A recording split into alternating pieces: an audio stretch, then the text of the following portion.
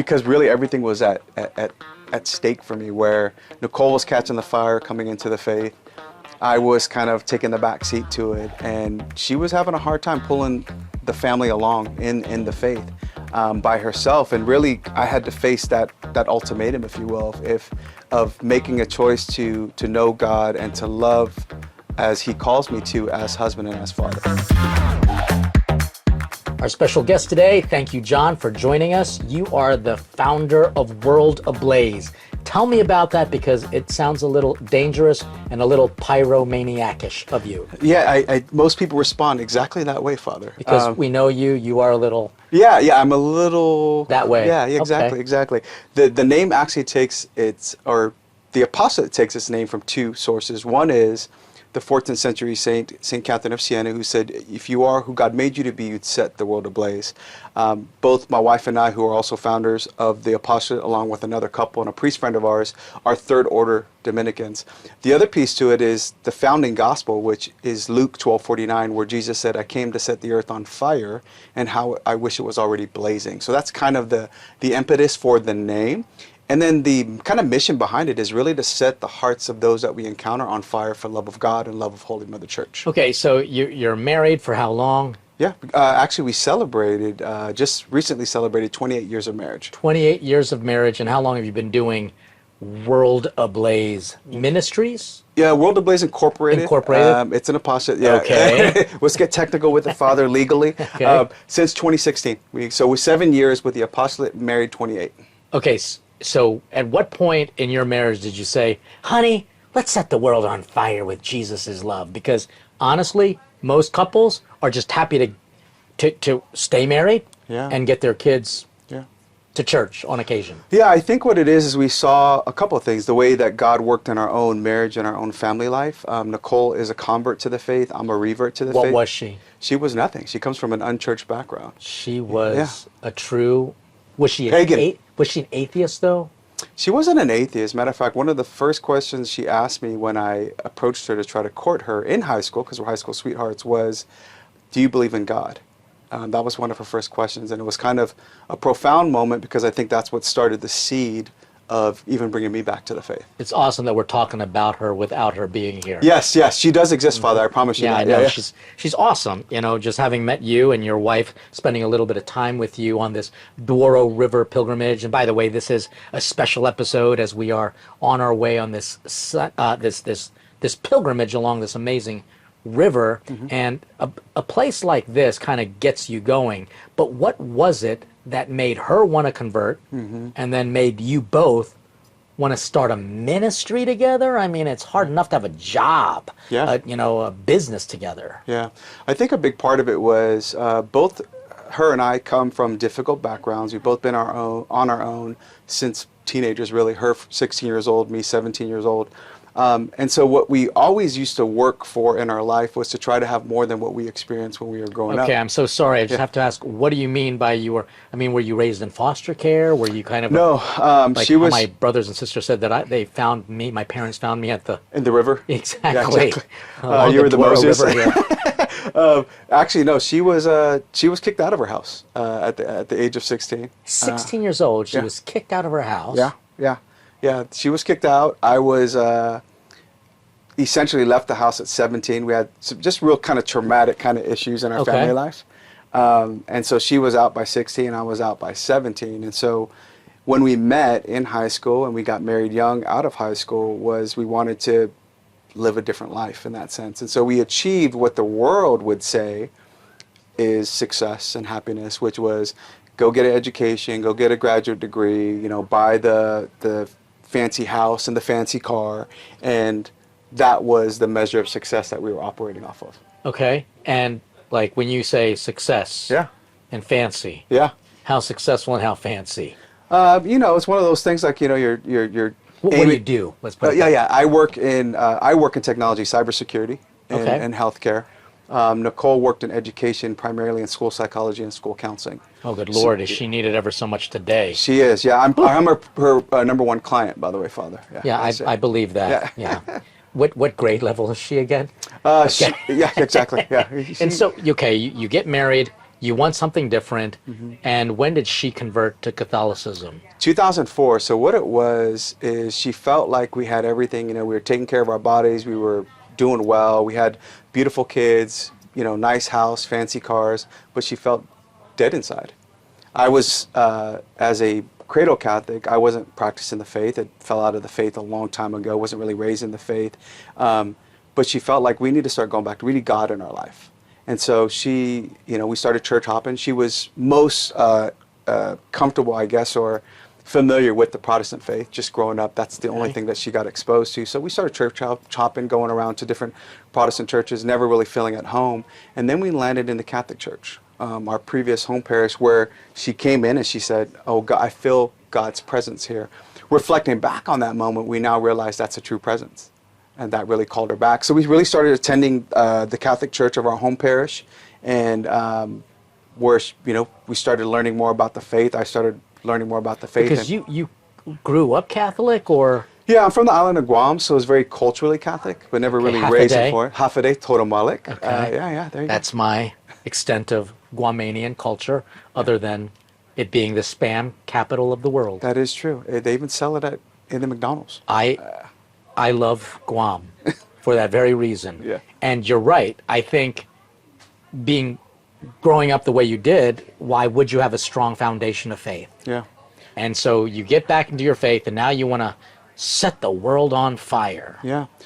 In 2016 is when, or actually 2015, we entered into the diaconate formation to seek the call to be a permanent deacon. Okay. What you did, and she agreed. She agreed to it, yeah. So we were discerning that, and what we were talking about with this other couple of ours was how we often had to go to different cities, bigger cities, travel far away places to experience evangelization, catechesis, different conferences, whether it be men's conferences, women's conferences, whatever it may be. So we wanted to do something to serve the local church. So I guess I'm trying to make the transition here from you getting married, saying that we want to get more involved in our faith, and all of a sudden you're speaking on what? I mean, what are you talking about, and what was your wife's role in all of that? Yeah, she actually, so, you know, we've been through a lot in our life. We've kind of know what it's like, both marriage and family life and life in general, with God and without God. And so a big part of really that conversion moment for us, I had a big St. Paul moment, because really everything was at stake for me, where Nicole was catching the fire coming into the faith. I was kind of taking the back seat to it, and she was having a hard time pulling the family along in the faith by herself. And really I had to face that ultimatum, if you will, of making a choice to know God and to love as he calls me to, as husband and as father. How many children do you have? We have 3 children. Okay, which is your favorite? I'm kidding. I'm so kidding. Yes. But they will want to know. Yeah, they would. So you've got 3 kids. What are they, boys, girls? My daughter, who's the oldest, and then I have 2 sons. 2 sons, okay. And they grew up in the faith then, and they had no choice? Or No. Actually, by the time we came back into the faith, Nicole came into the church in 2004. I was confirmed as an adult in 2005.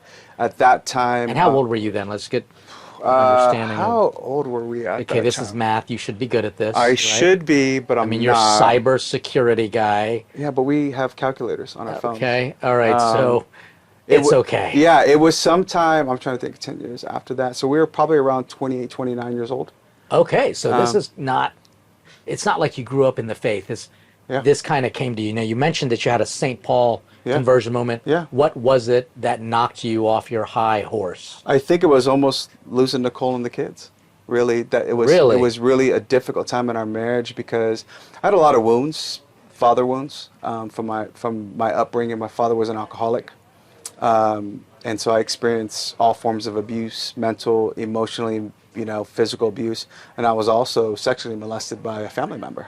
Okay. And so all of that stuff that I kind of suppressed down was manifesting itself in just ugly behavior. And this is on Guam or in America? In America. In America, yeah. It's tough, because I think when people see ministry, they automatically see you two as shining examples, right? And they don't know all the stuff in the background. That's right. They don't know what led to where we are today, right? They see kind of this example that they may see, whether it's on TV or in a talk or at a conference, and they don't recognize that we're all. Do you go into that kind of stuff? I do, yeah. I personally, especially when I deal with, I mean, really all the demographics, I think I tend to share that part of my heart so that people can also find hope in that, right? That if God can save me, a wretched sinner that I am, and broken and wounded with all of those. There's a song about that. Yeah, it's crazy. It's something like Amazing Grace. Yeah, something like that. Yeah. You know, and I don't want to make light of it all, but you do almost have fun with. You've turned the corner. I know it hurts. Yeah. But at the same time, we have to be able to kind of laugh at the reality that, wow, God actually saved me. Absolutely. And I think that's joy there. Yeah, I think it's important to hear, right? Because I think as Catholics, there's a reason why, there's such a focus on the Paschal mystery and the Passion, that there is no glory without the cross, right? Yeah. And I think there's an element of that where there's this idea of redemptive suffering. And so when we can look back in our lives and we go, okay, where was God in this moment? He was there carrying you. He was giving you the grace. He was calling you and wooing you back. And I see that now as a grown adult who gets to live and experience actually a sacramental marriage. So we're on this Douro River cruise. We're on this boat. There's going to be people obviously walking around because we're doing this on a floating hotel. That's right. And people are looking at the both of you as, again, these shining examples of faith. Yeah. And is there a point in your life where, now that you've been kind of doing this for a while, are there times when you just recognize, I shouldn't be doing this because I'm just as wounded as everybody else? And if you do, what keeps you going? Yeah. No, it's a great question, and I think that's part of what the devil tries to get in your ear. Like, who are you? You hypocrite, you wounded person. You've got such a history, or you're too broken. And I think that's what he says to all of us, right? If you think about St. Peter, right, our first pope, where he denied our Lord 3 times. And so those elements where I think what fuels us is, one, we found the great pearl, right, of great price. And we want to be able to give that to others. We know what it's like. Again, we've experienced pain and suffering, but we've also experienced healing and hope. And so it's impossible to keep that inside. So, when I hear a lot of speakers, they just do a lot of testimonials. Yeah. And after a while, it's hard to hear because your experience is different from everybody else's experience. Right. Maybe there might be some who've been abandoned, abused, or left home early. But I would hear them like, I never did that because I was such a perfect kid. Right, yeah. So, no problems whatsoever. Yeah, you're very much the 1%. The 1%. Father. Yeah. The privileged 1%, right? But testimonials only go so far. Absolutely. So how much does that play into your presentations? And if you're not talking about your testimony, what else are you talking about that's going to set people on fire? Yeah, I think, and then we shared this obviously with some of the pilgrims a couple days ago, where it's really about painting the picture of reality that we're up against as a church, as a domestic church. And what do you mean by painting a realistic picture? What's the data show us, right? Where people are losing the faith, where we see majority of, like in America, where we're a post-Christian country, right? Founded on Christian values. What data are you looking at? I just want to make sure I understand. We look at like the Barna Group that has a study that back in 2019, that was a 10-year study that looked at, They're not a Catholic group. They're not a Catholic group. They were paid by the Catholic Church to look at our numbers. They were. Well, you have the Carie, right, the Center for Applied Research. That's done by Georgetown. You have the Pew Research Group that does surveys on the religious landscape. So you've got data going back to 2014. Correct. That talks about the fastest growing affiliation is the non-affiliated. The nuns, N-O-N-E-S. N-O-N. Yeah. So it's looking at that, pulling all that data that's out there for us. So what's the data telling you, Mr. Cyber Stalking Analyst? Security guy. Security guy.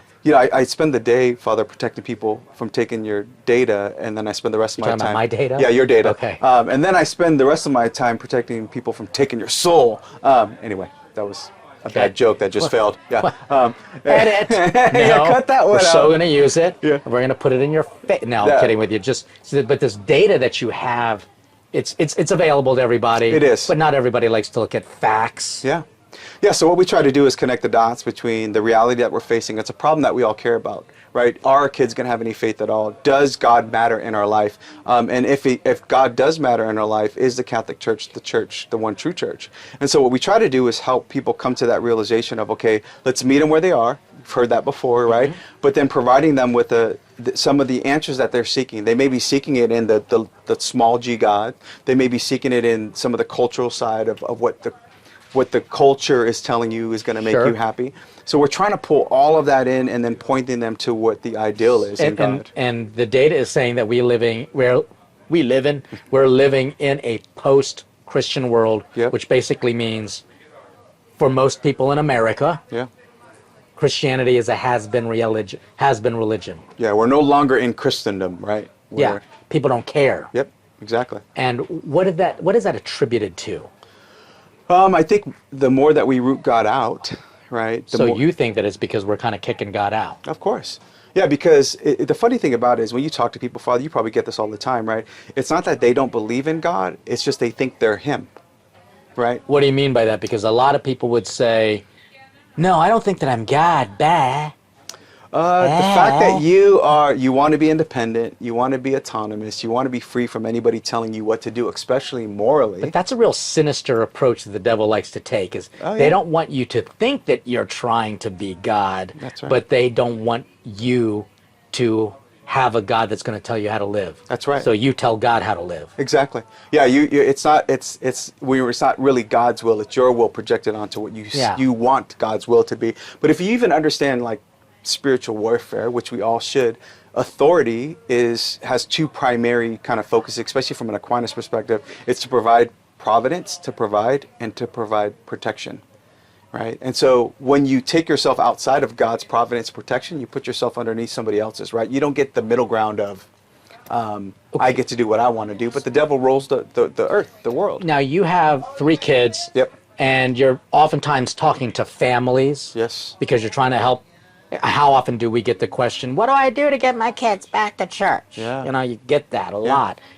Are your kids going to church? They are, thanks be to God. And how did you keep them in there? Because, I mean, did you just like inflict island-style Guamanian punishment on them? You know that no spam for you. Yeah. I mean, like. Well, you know how it works. You know that, but do as I say, not as I do, doesn't work. And so I think one of the things we talk about, both I think keeping your kids Catholic, but also bringing your kids back to the churches, are you actually witnessing the faith that's lived? Is faith something you do or something you live? Okay. Do they see in you a change? Do they see in you the virtues of which you profess to say you have, right? Are you patient? Are you loving? Are you kind? Are you obedient? Are you faithful? Do you believe in God, or are you just checking off the box every Sunday, if that, right? Okay, well, and there's going to be people say, well, what do I need to do? Yeah. So what are some of your top like, give me 3 top advice. So if I was to say the top, I would definitely say the witness is the most important. I mean, we heard it from Pope Paul VI in Evangelii Nuntiandi, right? That most people listen to witnesses rather than teachers,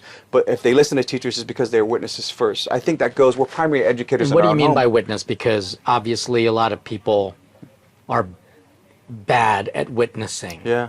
So if without you saying you're a Catholic, without you saying that you believe in God, can they tell by your behavior, how you treat people, how you interact, how you talk, what you watch, what you listen to, how you deal with stressful situations? So this is kind of like a TikTok video. Tell me you're a Catholic without telling me you're a Catholic. Yeah.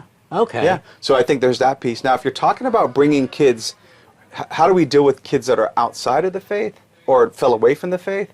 I think a big part of it, you switch. They're no longer in your authority. So you can't just use the Guamanian, no spam for you, if That'd you don't go. Torture. Yeah, it would be torture in the house. But what about if they're not? What about, we need to start with dialogue, right? We need to have that relationship with them to say, what changed for you? Okay. You know, we were raised Catholic. I took you to Mass. Where's God in your life today? And where did that change So for first step is like, you just got to act like a Catholic. Yeah.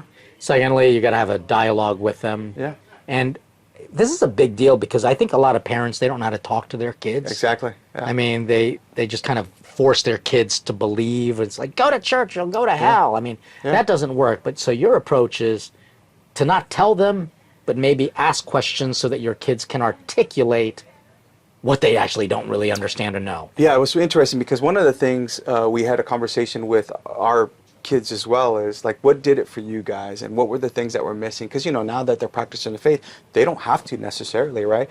One of the things they said, where can we help this next generation? So what were some of the things that your kids said? I don't understand.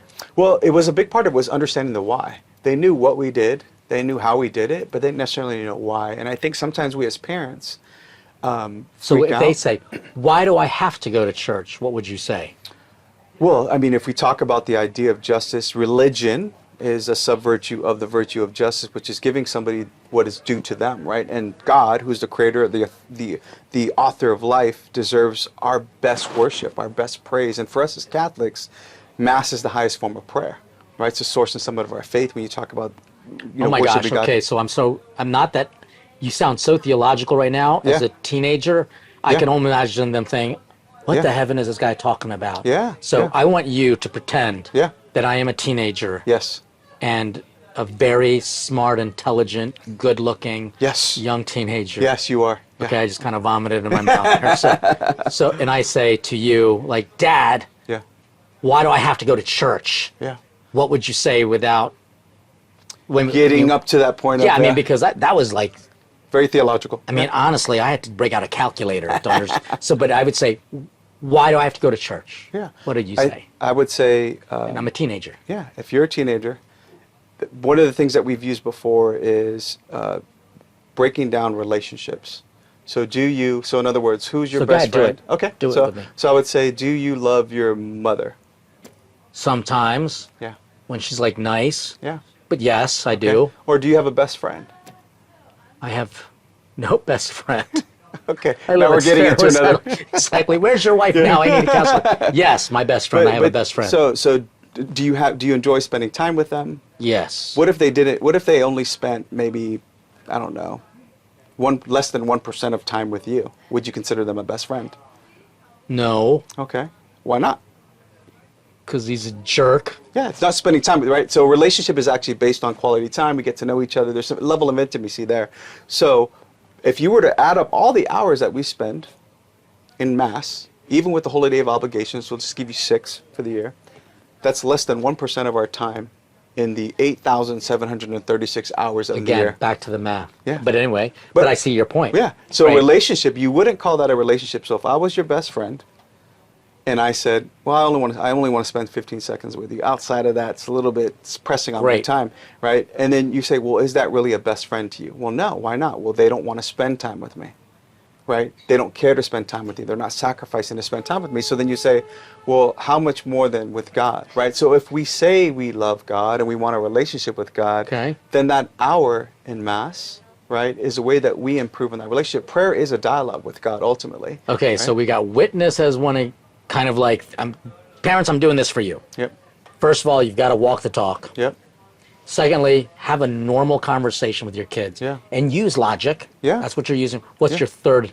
kind of... It's interesting. I did want to comment just on the relationship piece. I think we have well-intentioned parents who they don't know how to interact and communicate with their kids, and it's this really awkward dynamic. And It is. what they do is, because it can be frightening at times and difficult at times, they just won't have the conversation. Because And they that's- don't want to push their kids. You Yeah. get that a lot. I don't want to push my kids. Yeah. I just sometimes think the hands-off approach is the better approach. Yeah. And we know statistically that doesn't make That any doesn't sense. work, right? And you're not involved. You're not finding out what makes them tick. You're not finding out what their day's like. You're not finding out who they're hanging around with. You're not finding out what's feeding them in their Okay. minds, right? In their I hearts. mean, So- this is crazy. This is the basics of conversation. And for some reason, parents don't know how to have that with their kids. Yeah.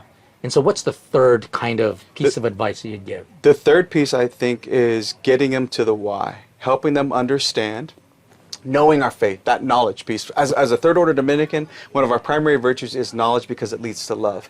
If the kids don't understand why we do something, right? If we don't understand as parents, we're not handing them down anything. We say, do it because I said so. Then we're not really helping these kids understand that we're not breaking open the richness, the tradition of our faith, the why behind what we do. And so as the primary educators of our children, right, if we don't want to teach them, don't worry, somebody else will. Typically what they'll learn is what the Catholic Church isn't, Yeah. by the rest of the world. So why aren't we teaching them what it actually is? And so it's engaging in that conversation, that dialogue, but we need to know our faith and not to freak out as a parent, right? We don't need to know everything. We're trying to catch up on 2,000 plus years of our tradition, right?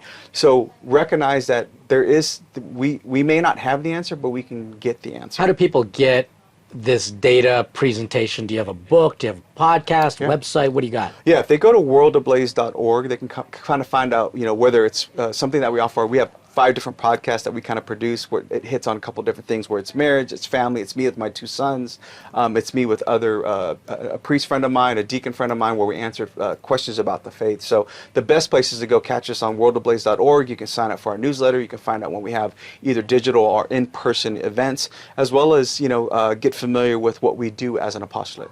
Okay. And how are you, besides giving talks and lectures, because I'll be honest with you, I do it and it just sometimes feels like a job. I know that people who haven't heard of our presentations, they're excited by it. You kind of have to stay excited by it. But what do you think you're doing to kind of ignite this world a little bit more? I mean, it's still such strange language for a lot of people. It is. But then you see literally cities on fire because BLM or Antifa or some woke organization thinks that that's the way that they're going to get attention. You clearly aren't trying to set anything on fire. That's right. But how have you seen your work start a spark at least? Yeah, I think with the work that we're focusing on the domestic church, recognizing the attack on the family and the destruction of, Nicole being a therapist, 2 of our kids being therapists, and the work that we do in marriage ministry, as well as what they're doing to help heal souls, we recognize that what we're doing with that focus on helping people, if I was to make it in 3 words, it's bringing, one statement with 3 words, it was bringing people from hurt to healing to holiness. And we get the feedback, right, that says what you said, even this week on this boat, right, what you said is what I needed. It was something that I needed at this moment. God was speaking through you all. And so it may have been something that was, how do I get my kids back in the faith? How can I exercise and pray more for them or fast more for them? Or how do I need to go a little bit deeper in my own self-knowledge and healing process? So just a couple quick questions for you. What would you be doing if you weren't doing cybersecurity and World Ablaze? Can I stop? This is going to cut out in less. Once again, where can people find you? At worldablaze.org, and that's just world like the earth, ablaze.org. You can sign up for our newsletter, hit us on all of our social media accounts, and get to know us a little bit better. Awesome. So our special guest today is John Sablan and his wife Nicole, who's clearly not here, but we'll still talk about her. Lovely person and lovely family. Great, important ministry for you to get the resources in order to help your family and start the fire there. If you want to hear my carry-out order, what did I learn from this experience and this conversation, make sure you join us in our community, which will give you access to more amazing, great stuff. And between now and the next time, we are dishing out faith, culture, and commentary. Stay hungry for God. God bless you. Thanks for watching The Father Leo Show, and I want to thank all of our Patreon supporters for making this show happen. In a special way, a great and heartfelt thanks and a shout out to John and Carie Losinski, our first executive producers for The Father Leo Show. Their support definitely helps us to carry out our mission to dish out faith, culture, and commentary. So John and Carie, thank you, and God bless you.